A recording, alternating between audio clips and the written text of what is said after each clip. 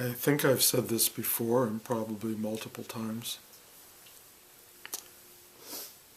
I think it's important.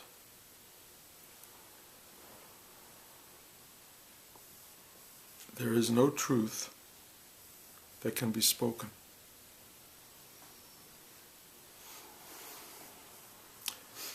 Anything you hear from me or anyone else is not true. And I mean that in the deepest possible way.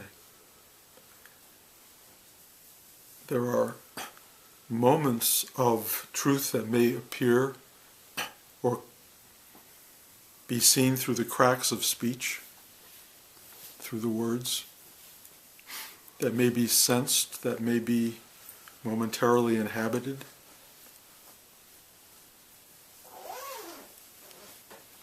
But there is nothing you can hold on to.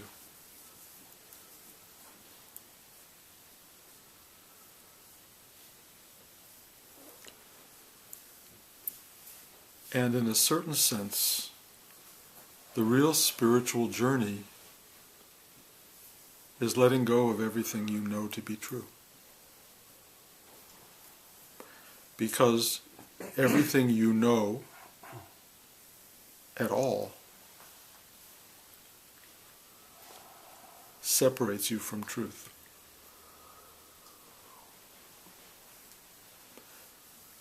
The problem with that statement, of course, is that it is also not true. So, I don't want this to be a mind game. I don't want this to be something that kind of creates a lack of trying to know or understand or reach for truth or to feel that anything that's happening has meaning and value. It's not like that.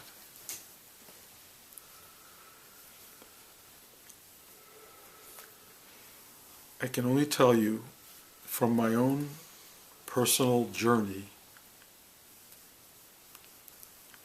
that everything I have grasped as true under the light of any examination falls apart.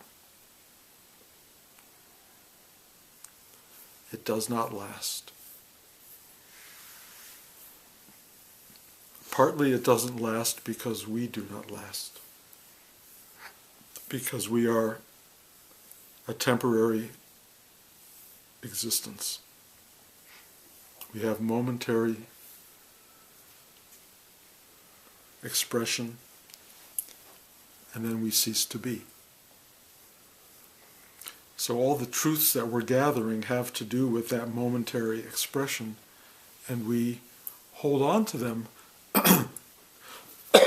often to guide us through the momentary nature of our existence.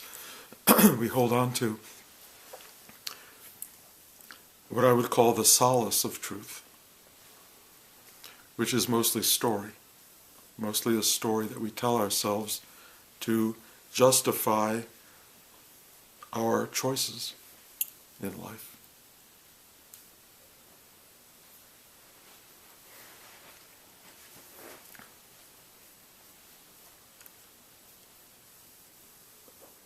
One of the truths that Buddha tried to give us, excuse me, is that life is suffering, and I've talked about that. But I have to say, for reasons that are inexplicable to me, the knowledge of that is unfolding for me more and more dramatically as I look around me. I used to think I knew what that meant, but now I feel it's so much bigger than what I understood, that what I really have begun to intuit and experience is the ongoing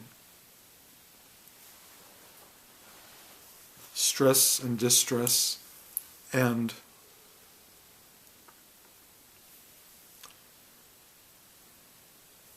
the journey into extremity that we're all on. And I watch it with growing perplexity and sadness. and struggle.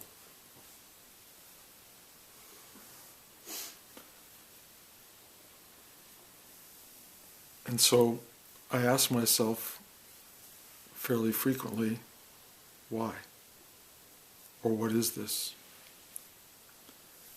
And of course, every answer that comes to me is not true.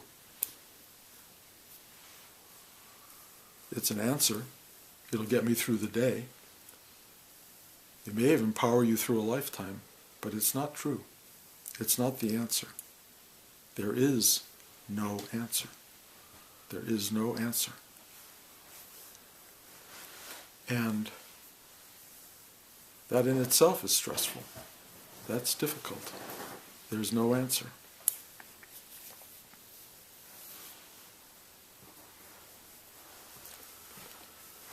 You know, I get emails from people who describe their journey, and it's like eye-opening how much difficulty occurs day by day by day for people.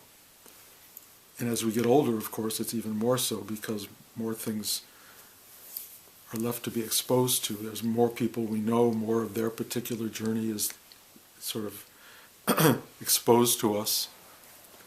And you want to know,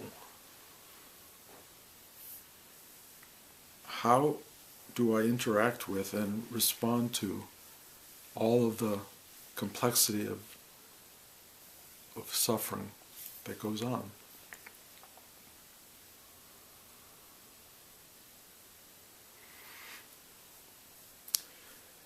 What's hard right now is that I'm speaking to you as though I'm trying to tell you something you can latch on to.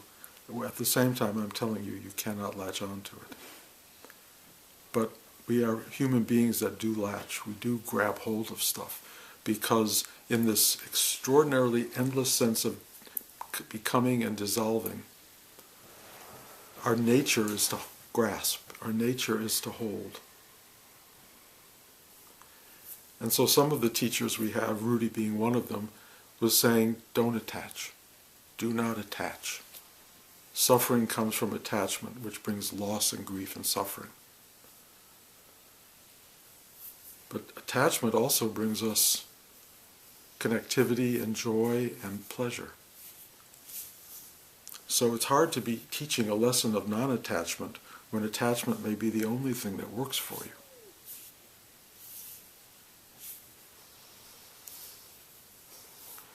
And then there's potentially the teaching of just accept what is, which I think is a great teaching, although it has boundaries.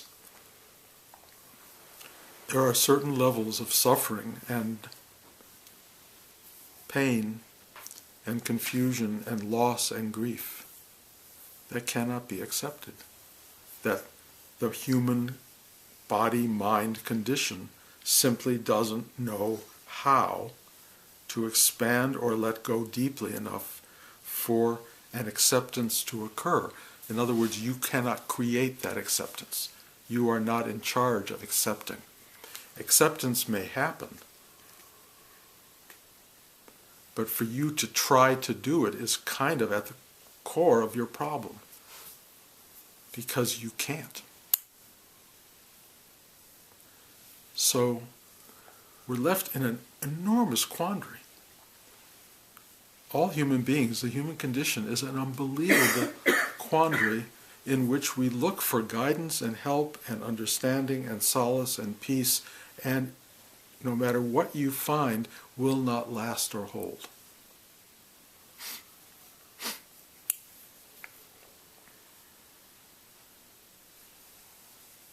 What to do?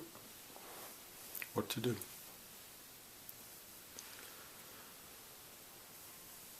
I will give you an answer that you should not hold on to. But it's an answer that I think is important. It has to do with what happens when you fall asleep at night. Those of you who don't have sleep issues.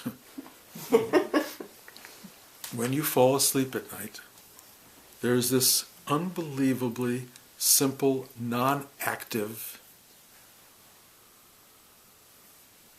choice that's being made quite automatically on some level, but willfully, because you're doing it, of saying yes to being totally free and to completely letting go. It's so simple, so subtle, and yet every night, maybe even sometime during the day, you just take all the worries of the world, all the weight of the world, all the drama of the world, all of the tensions and pains in your body, and you just kind of go,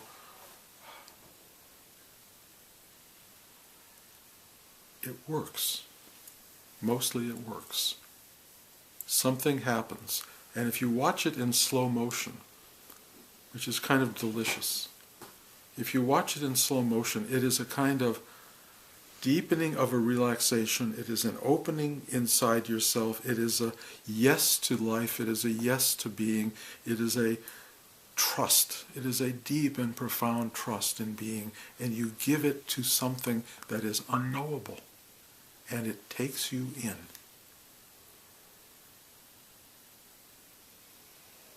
And as you're going into it, there is unbelievable gratitude. Unbelievable gratitude. Saying,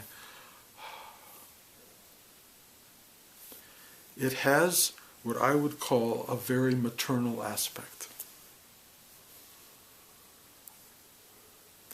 If you were to say a word as you were going into sleep that actually would mean something, it might be something like, Mommy, Mama. I know there are those of you who have issues with Mama, but trust me, before those issues arrived, it meant something.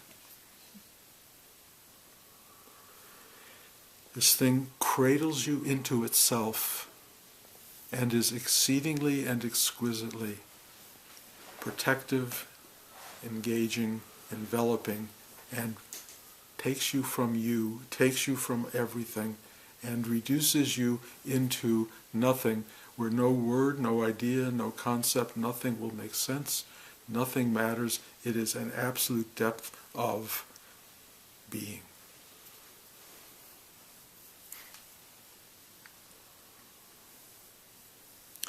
Another approach to that is meditation. Meditation is a sitting down awake and watching that take place. It's harder to do because there's a you watching it. There is a you observing it. And yet, strangely enough, it can see it happen. It can see this, what I would call falling inward. This sense of going deep into, and we talk about them, we give labels to them, chakras, heart chakra, falling into the depth of yourself, falling into your essence, into your being, but you can actually feel it. You sit and you meditate, and you start, once you get past the noise of your mind, beyond your emotions, you just start to feel like, and to get there you have to kind of let go, which is a conscious effort. You kind of have to surrender. So you see your thoughts forming and the kinds of things that distract you, and you sort of let go. But sometimes you can't let go because you're so engaged by them, so you're taught another property of meditation, which is acceptance. And so you kind of say, okay, I accept these thoughts, I accept these feelings, I accept what is, I just accept it. And somehow, in detaching or accepting, allowing and forgiving, whatever word you want to use, there is this thing that happens, which is a falling into that space that you also enter in sleep. It also has a feminine, mommy, loving, cradling quality to it. And you can enter it and just sit there and watch it.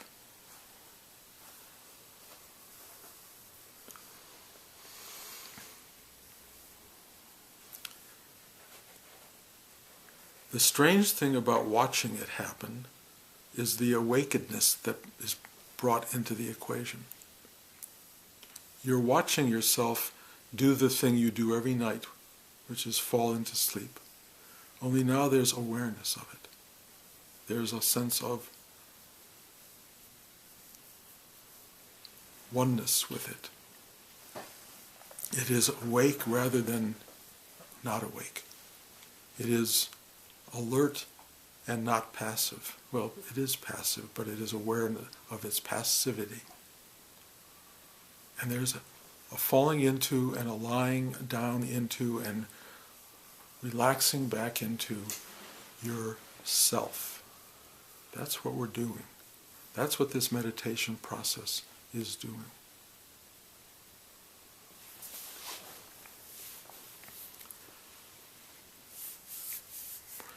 Our particular class involves an exchange between each of us, because we look at each other, we look into each other's eyes. What that seems to do, in ways that Rudy showed me, is it seems to allow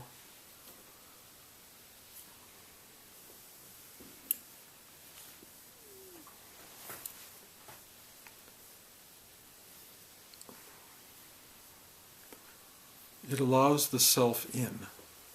It allows us to be seen, felt, comforted. The best way I can describe the experience of the teaching is that the mother within me reaches out to cradle you. And each one of you presents a different configuration. Some of you are very peaceful children going, ah. Some of you are going, There's a lot of stuff going on. And the mother has to do the kind of rocking or touching or whatever it is, the comforting, that will make the child in you feel safe. And teaching class is really about communicating safety to you. For you to go, I trust this. I trust this. And for some reason, the lack of trust is at the core of our suffering. The lack of trust of others and life itself is at the core of our suffering. But of course we don't trust life because it is impermanent. Trusting life is a kind of a false idea for most of us, because we trust it thinking we will be allowed to live forever, if you will. We will be protected. We will be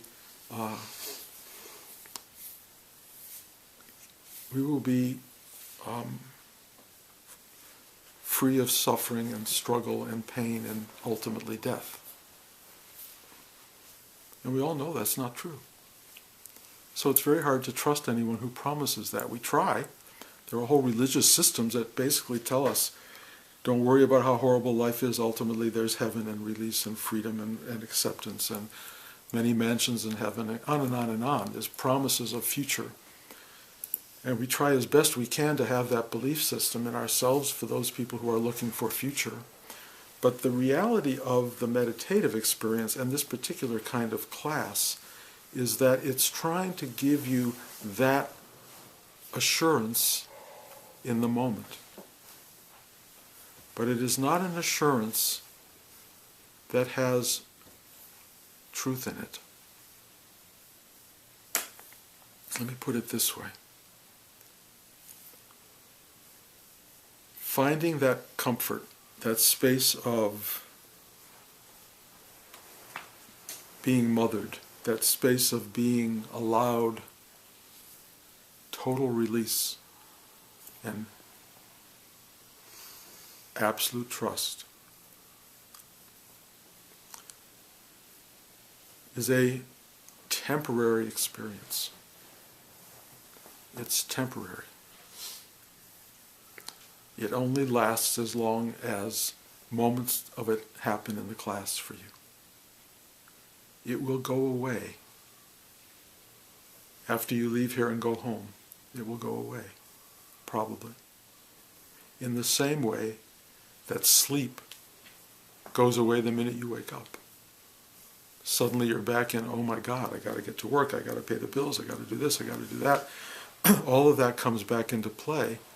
And so the only way ultimately that you can develop trust is to know that when you get back in bed tonight, this thing that has enveloped you over the course of a lifetime will be there again. And again, for those of you who are my age, it's not as much a given. Sometimes you can give yourself over to it and it doesn't take you. It isn't there. And then you start to build into your equations so many forms of distrust that you have to rely on what you think are pills, which, as you know, anyone who reads any of the descriptions that come with medication, all the good stuff has equally bad stuff going on. So you're left with a kind of endless quandary of how do I find my way back to this space? And all I can tell you is when you sit still and meditate and give yourself over to this thing other than sleep, if you practice this thing, you will get momentary entry into something that feels infinite and eternal, but keeps going away. The solace that you get is the thought that, well, it is always there, it keeps coming back, maybe it will always be there.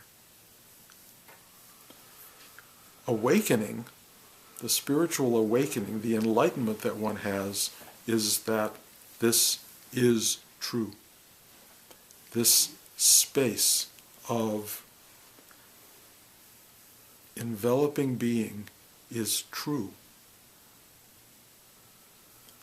But anything you can do or do to conceptualize that, anything you do deep within you to say, I know it to be true, is already false.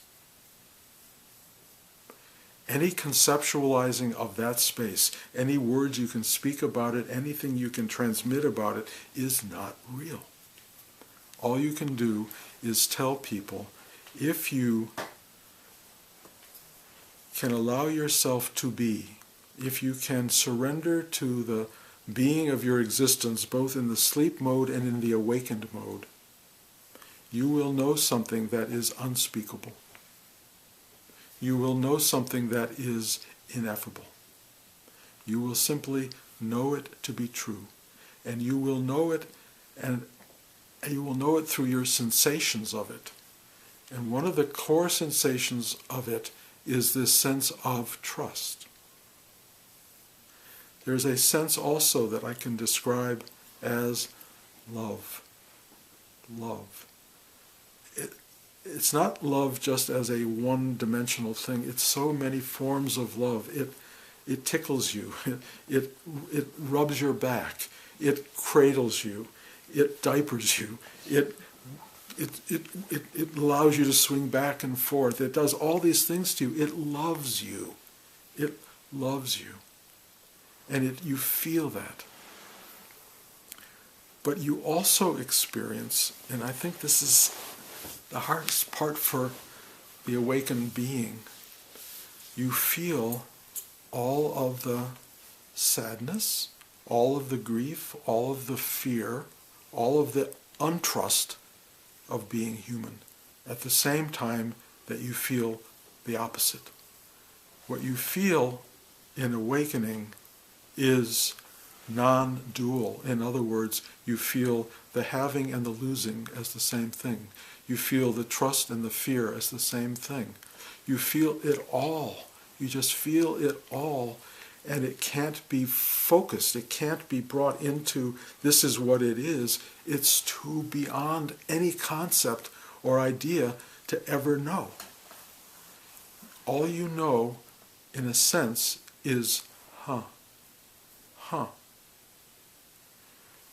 And part of what feels real in that is that there's a quality of gratitude in it, and a quality of love, and a quality of acceptance, and a quality of solace, at the same time that its opposites are also present. And what you do with that, well, let me put it this way. Human beings are reactors. We react. We don't do. All of our doing is a reaction to what is experienced. All of our doing is a reaction. It's a reaction to hunger, fear, love, desire for safety. All the things we do in life, going to get a job, finding a partner, having friends, everything we do is a reaction. We believe that we're doing when in fact we are reacting. Much of our doing is reacting to life. That reaction is what we are. How we react, the tone of our reaction, the underlying sensibility that goes with our reaction to life in a way kind of reflects the person we become or demonstrate to the world. There are people, and we meet them, who react with such vibrancy and resilience and ease and openness and caring and sharing of their experience with others. And there are other people who react with why me and tightness and anger and hostility and fear and drama. These are learned behaviors. They are learned behaviors. What real spiritual growth affects is reaction. How we react to life. Real, deep, meditative experience, which reflects this thing that we all get to every night, which is a kind of, okay, letting go. Learning to do that is at the very, very center of the spiritual journey. Learning to change how you react to each thing in your life is the one thing you can do to allow you to live differently. And what the great teachers will tell you are things like surrender, don't attach, breathe, open, allow, accept, forgive. Those are the key words. Those are the key ideas. That's all you're going to hear from anybody, including me. That's the only teaching. How you can change your reactivity, the quality of your reactivity to the world around you. That's your only capacity, really, in life, is to change that by simply beginning to be quiet, still, to observe the value and the power of letting go and surrendering and accepting and allowing, and then knowing that it has benefit for you. And that's how you begin this and how you sustain this journey into spiritual awakening and enlightenment. The ultimate version of it, which they call awakening and enlightenment, is no longer exactly effortful. It's just what's going on. But do not imagine that it frees you into any kind of truth. Any kind of truth that you can speak.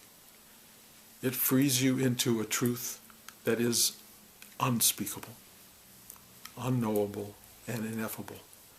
I give words to this stuff. I do it every week. I try to say something that touches it. But all I can tell you is my own personal journey is unknowable. I still suffer. I still hope. I still love. I still feel grief. I still feel beauty. I feel sadness. I feel gratitude. I feel empty. I feel everything. I feel nothing. All of that is going on all the time, and there is no way of understanding it. There is no way of grasping it. There's no way of saying, well, if you did this, you do that, and this would be that. Forget it. It's not like that. It's the totality of life itself, this exquisite, unknowable reality that we are all appearing in temporarily.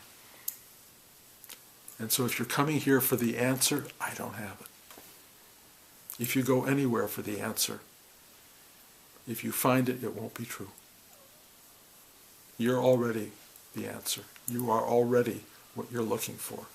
You are that thing which is what this is, which is not knowable. I know that must be frustrating on some level, because the human condition wants something to say, it's okay, it will be fine down the road. You will have it if you live a good life, whatever that may be. That gives you a kind of momentary solace. The only true awareness that you can have is in this moment of falling into yourself, be it sleep or meditation, be it into the annihilation of sleep or the annihilation of awareness. Because in both cases you fall away and everything else remains. This is the journey. Hard to describe, hard to make it attractive to people. On the other hand, like it or not like it, it's what you are and who you are and what you're in, what we are all in, and we are in it totally together. We are energy differentiated and similar, or not only similar, we're the same energy, but we differentiate ourselves in so many funny ways. So each one of us looks at the other as something, wow, what is that? What is that? Even if we look at ourselves, we go, what is this? What is this? We don't know. We don't know what this is. It's like we're the most complex computer program in the world, and it's like IBM made us so all you have to do is push this, turn this on, turn this off, eat, sleep, and procreate. Boom, boom, boom. That's all we know about ourselves. We don't understand the dimensionality of our computer programming. We don't get it. We don't get what we are and who we are, nor are we meant to. We react to what happens. We react to the weirdness of life, the changeability of life, the moment-to-moment reality of life. We become this exquisite, dynamic energy reacting to energy. And that's the ride. That's it. What do you say about it? Well, just what I've been saying. Who knows? Who knows? To put it in positive terms, just to make it so you can walk out of here not feeling totally negative. There is something about the connectivity of shared experience, about the awareness of love, the experience of being that is so wondrous, that the less there is of you to interpret it or to react to it, and the more there is of it itself, the more gloriously awake and aware and enlightened you will be. And I'm going to stop. There are questions. I don't have any answers. I like the word respond. And Tara Brach, who you talk about radical forgiveness, radical acceptance, and she talks about the difference between reacting and responding. And when you said, that's my mantra, trust life or trust God, and everything that's happening is for you, not to you. So even when it's bad, you just go, well, this is my path. And there's always someone worse off or better off, right. And you just... That's very solace producing. Yeah. But it's not true. Now what do you mean by that, it's not true? It's a story. It's a story to produce solace. You make it a story that is for me. That there's somehow some benefit in it. There's like a certain kind of goodness in it, a certain kind of ultimate sort of I don't know, whatever you want to call it, the sense of, in the long run, this is what is meant to be and good for me, and you turn it into a positive story. I don't know that it has a positive aspect or a negative. It just is. And that the positive is the ego trying to make it into something that is acceptable and palatable, and the loss of ego, makes it neither acceptable and unacceptable, neither good or bad. It just is. That's a very hard place for the mind to rest. It's very hard because the story we want to tell ourselves and do all the time, and we have to, in a way, challenge it pretty regularly, is that it doesn't have one aspect or the other. It just is. This thing that just happened, which felt so wonderful and blessed, is like, oh yes, I'm such a spiritual person, and therefore I got this thing, can be taken away in a second. Then what? Oh well, the loss of it is just as good as the other thing is. It's a journey that everybody plays in their head. None of it is all. It's not true. It just is. It just is. Unless you can say it just is not, which I guess is also equally powerful. It just is not. But for the moment, in our manifested form, it is. There's a verb, is, being. At some point, the is being may be taken away in terms of, certainly it will be taken away in terms of individual personal self. It'll be gone. But the isness, one senses, will still be there. One senses that. We'll know. We'll know. That's all I can say. I don't, everything that we register that makes us think it's for the good or for the better or for the best, it kind of complicates the truth. But I wasn't saying, I would always interpret that like, when life bashes you around and you don't even know who you are anymore. Mm-hmm. Everything is supposed to be neutral, I guess. There's no good or bad, whatever. It doesn't matter. I'm not even saying, I think even that, it's problematic. That's not true. Okay. Yes, that's not true as well. But what I'm saying is I trust life, like even when it's all bad, like it's all bad, I go, this is your lot in life. And you make choices if you want to make it better, but I'm not, it gives me solace just because I go, I have no control. Yes, I know all of that in the story version of who we are, that's all real and important. And we do tell the story to ourselves because that makes us feel I can get through another day. Yeah. And that's really kind of important. I don't want to pull the rug out from underneath you but in a way that rug does get pulled out. And then what? And that's the journey. Then what? What rug? The rug of solace, the rug that says I can get through another day. Pull that out, that story thing, and have no meaning at all. No meaning at all. Try to pull everything away. I've been really working on that, and one of the hardest things to pull away is this idea of love. Because when I pull love out of the equation, it really gets empty. It really gets meaningless. And what happens to me every time I pull love out of the equation is it comes shooting back. It's really interesting to me. It's the one thing that keeps happening, that keeps saying, without love, there's no glue in existence. There is no connectivity. There's no attachment. There's nothing holding this together. It is the force that holds manifested form into being. Love is that. As people teach us, love is God. God is love. Those ideas are very powerful. I have been trying to take it out of the equation to just look at life even more clearly, if you will. And it does, when you take it out, it's really hard to look at. It's really hard. And what I love is that it comes back. But I don't know if it comes back because I have a hunger and need for that, because that is my truth, my desire for an explanation, or if it really is a core reality. I don't know. But it gets me through in a certain sense. It seems to be fundamental. It seems to be a law. On the other hand, the truth of it is something I am trying to let go of every day as a concept and just live the life that appears. Just live. And it definitely is an underpinning of what I experience. So it's the journey for me day by day is eradicate. It's not even like I'm doing it. It's like just let go of everything you know to be real and true, everything that sustains you, and see what's left. What's left? It's really interesting. It's scary. It's dynamic. It's really powerful. But the one thing from where I talk to you right at this moment, which is maybe midway through something, is love appears to be there as a constant. It appears to be there. That's powerful for me. It's It's really powerful, and it's bigger than ever.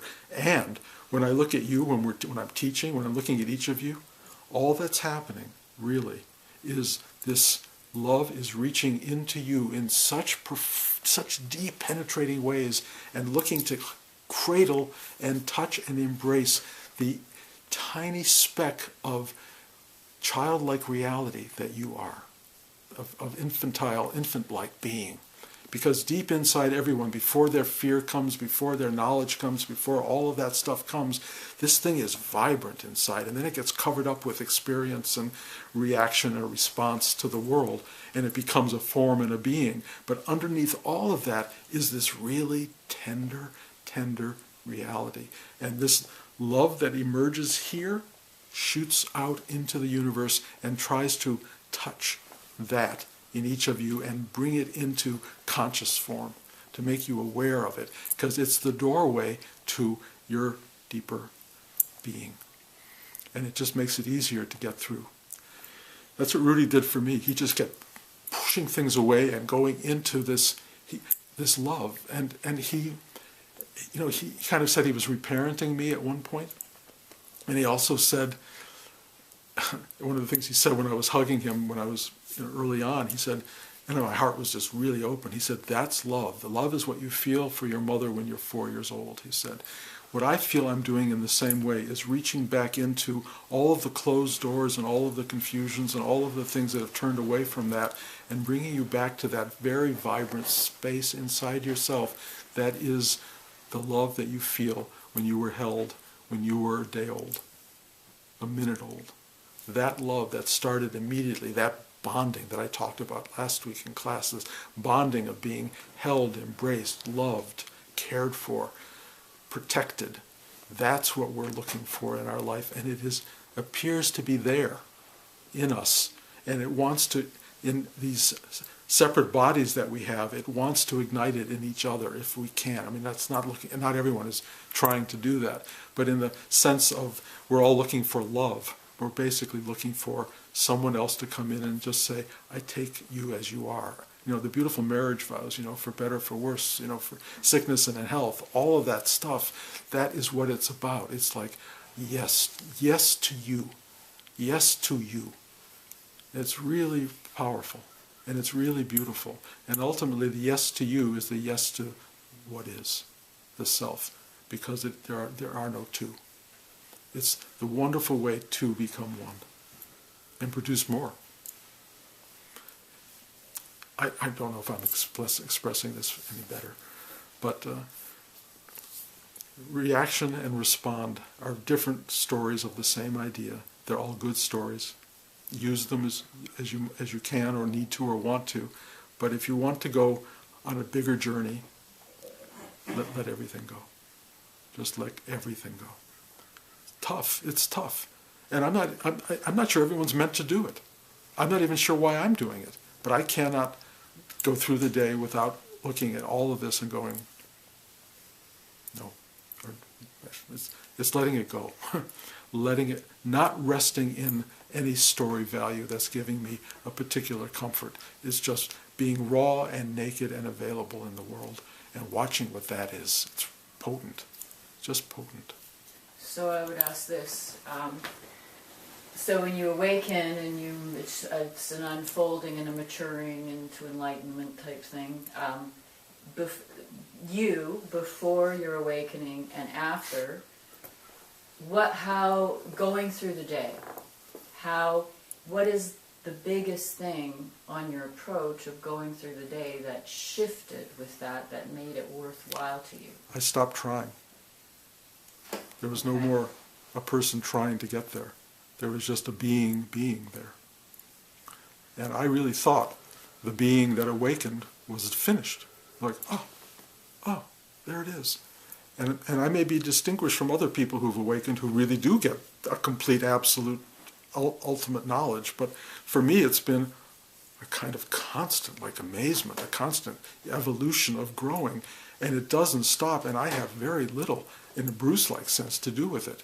It's like, all the time. It's effortless, and it just keeps happening. and I just keep marveling at what it is, and I have no way of explaining what it is other than the kind of dismal efforts I make when I do these talks to try to clarify it a little bit. It's not really clarifiable. All I can say is it's a journey each one of us can be on, in a way each one of us is on, but it's such a big ride. It's such a massive ride, and most people are not trying to engage that ride. They're just trying to make a lot of money. They're just trying to build their house. They're just trying to have it easy or get through the day. But the only problem with any of that is it's temporary. You're building a house that's going to fall apart. Your body is going to be gone. Everything you've created is going to go like that. And so what is this kind of, I mean, we're programmed to do that. It's not wrong, but there is a deep underpinning of awareness that goes, this is not the way you should build your house. Do not build your house in an impermanent place. In a way, don't even build your house. I mean, there is no place to build. Be, know, touch, feel, exist, which is what we're doing anyway. We're just, with our minds locked into these little tiny goals, we end up deluding ourselves about what is real. And what is real is not exactly knowable, but it's not the little stuff that's going to go away. I mean, it is real. It's real in a very temporary, insignificant sense. You know, you build a great career, it's gone. Gone. It goes so fast. What was real was the underlying thing that you get when you fall into this. That seems to go on. I think we'll find out that the ultimate moment of your life will be falling back into the thing from which you emerged, and that you've practiced every day of your life. Every night you've learned how to do it, and my guess is you'll do it well when the time comes, because you have no choice. You fall back into your loved, embraced self. The only difference may be if you've lived a life of awakening, you will go back there with your eyes open, rather than unconscious. You will go back with. And that may be wrong. But it doesn't matter. It doesn't matter. None of this matters. The only thing that matters is if you live your life only to have and get and accomplish and own, at least tell yourself somewhere along the way, it's temporary. It's a temporal experience. If you live your life to just be, which can include all the other stuff, but the being as the verb rather than the having, the getting, the owning, and all that stuff. If you live to just be, or you try to find your way back into just being, that has a kind of larger context than the having, the owning, and the thinking that this is going to go on forever. It's much more real. But it's not everybody wants this ride. Nor do I know that I recommend it to everybody. It's a lot of work to finally arrive at this. And then you have to sit there and encompass it. There's a lot to encompass, and a lot of it's very hard, sad, difficult. And you have to do what you have to do, which is, I talk about it all the time, but it's ultimately compassion. Just unbelievable compassion for every soul you contact. And everyone needs it. Everyone needs it.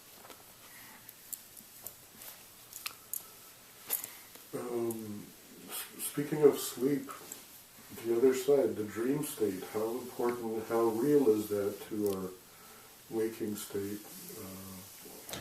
I'm not a scientist exactly. Dreams seem to have relevance. I have a Jungian therapist who likes to talk about dreams, but I never talk about my dreams because I have them. They're very vivid. But there's some kind of processing going on, some kind of underlying truth expressed in the dreams. The stuff comes up that's really, if you can hold on to them, analyzable in a way. But to me, the key element of sleep is the giving yourself to it, and also the dreams occur in the shallow states. They're not deep sleep. Dreams occur kind of in REM, and that's another. It's just It's like a journey between deep sleep and awakened daily consciousness, and they're there and they're valuable, But my feeling is that the teaching quality is the teaching element is what I was talking about, which is the thing we all do so readily, which is go into it. We go into it. That's whatever that is, whatever that tiny ultimate act of trust is, of letting go of everything that you care about, everything that you are, your identity, your name, your being, letting go of your house, letting go of your car, letting go of your family, letting go of everything. That's what you do at night. You let go of everything. And you go, that's the ultimate. And learning to live like that, in a way. In a way, you can practice it, which is meditation, and then ultimately you kind of just do it. It just happens. The trying goes away, the doing goes away, and you are it. That's the journey. That's what we're all on, that journey. Everybody here in this room is on that journey. And you're on it either willfully and willingly and hopefully to really do this, or you're on it to learn about it and to think about it and to play with it and to turn it into some kind of solace or story. But I'm telling you, the solace and story have to go for this to actually take place. You got to be willing to let go of everything. That's a courageous act, to be self-annihilating, really. Because it annihilates the separate you, the thing that you've always thought was important, that you grew up building. Now you're dismantling it. And that's what we're doing, meditating. We're dismantling, a little bit at a time, letting it go, these ideas and these fantasies and delusions and illusions about ourselves, you let them go. And then you start to see little bit who you are. And it's great. I mean, to me, it's like the whole purpose of life on some level. I mean, again, that's a story. Maybe it's not the purpose, because a lot of people don't do it and they seem to have a life, and they all seem to go to sleep just fine, and maybe die just fine, and maybe return to the annihilated self just fine. If that's the case, who needs this? Who needs to meditate? The only reason I would say to do it, the only reason to live with this is because it exposes you to the wonder in a way that nothing else does. And it's worth that.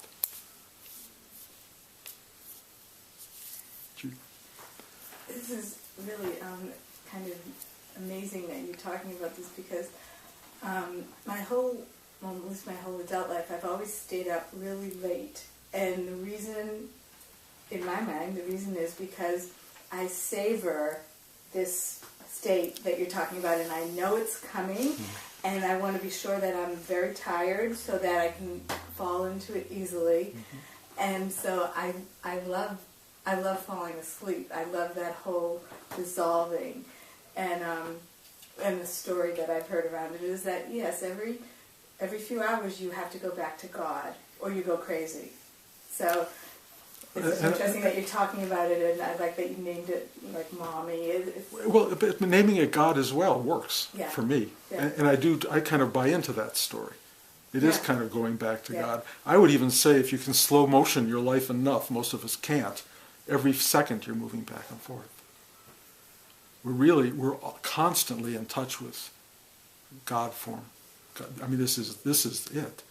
But knowing it is like overwhelmingly constant. It's like, and it's that feeling of falling into it over and over. But it's also compromised by the difficulty of the formed experience. And when you get to be my age, it gets more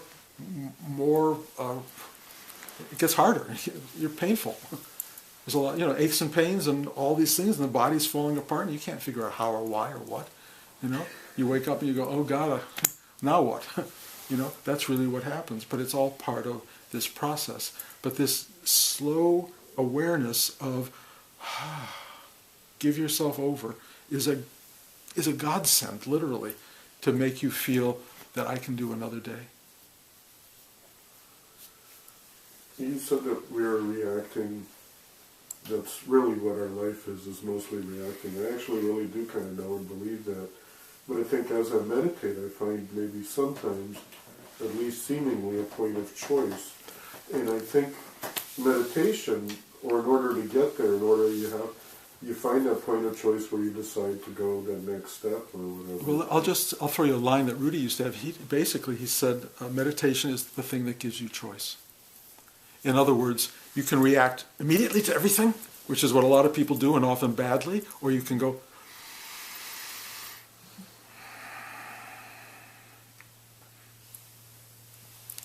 I react to that. I choose that as opposed to that. It's a big difference. And it really comes from slowing it down, getting quiet, having an observation of what is, and knowing this is the one to choose, or, as is often the case, not knowing what to choose. And then my understanding has always been, if you don't know which one to choose, it won't matter. Often the choice doesn't matter. Only occasional does it really matter. And in those cases, you want to be still pointed so that you have clarity and make the choice that comes from your heart and your gut and your mind all together, and it helps lead you into whatever you're doing next. That's the best way to choose. Meditation makes that possible. I'm going to stop.